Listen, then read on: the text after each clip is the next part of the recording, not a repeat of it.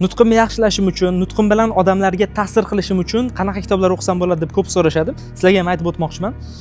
Eng kuchli kitoblar aytib o'taman. Birinchisi Ritorika degan kitob. Bu kitob o'zbek tilida bor.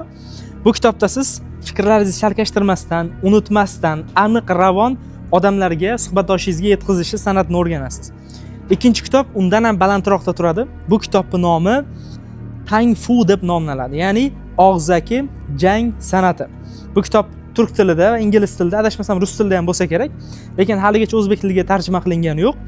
Ya'ni og'zaki jang san'ati. Bu kitobda siz odamlar sizga qaysi gapni gapirganda, qaysi gap gapirishingiz kerak, nimani gapirish kerak, nimani gapirmaslik kerak, mana shu narsalarni ham o'rgatadi. Ya'ni odamlarning emotsiyasiga ta'sir qilish usullarini o'rgatadi.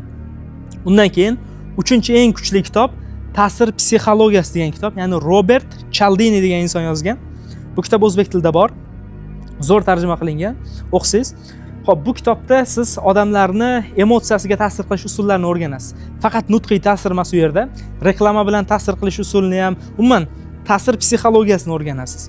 Bu juda muhim, chunki nutqingiz agar kimgadir ta'sir qilmasa, siz nutqdan ko'zlayotgan maqsadingizga erisha olmaysiz. Tushuntira oldimmi?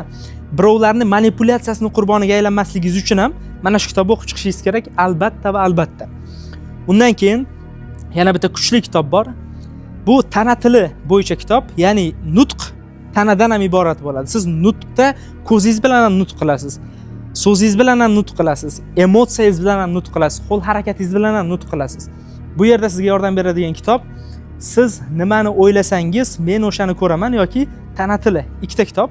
Mana shu ikkita kitobdan birontasini o'qib chiqsangiz, odamlarni tana tili, ya'ni harakatlari, emotsiyalari, mimikalari, gestikulatsiyasidan kelib chiqib, ularning fikrini o'qish imkoniyatiga ega bo'lasiz.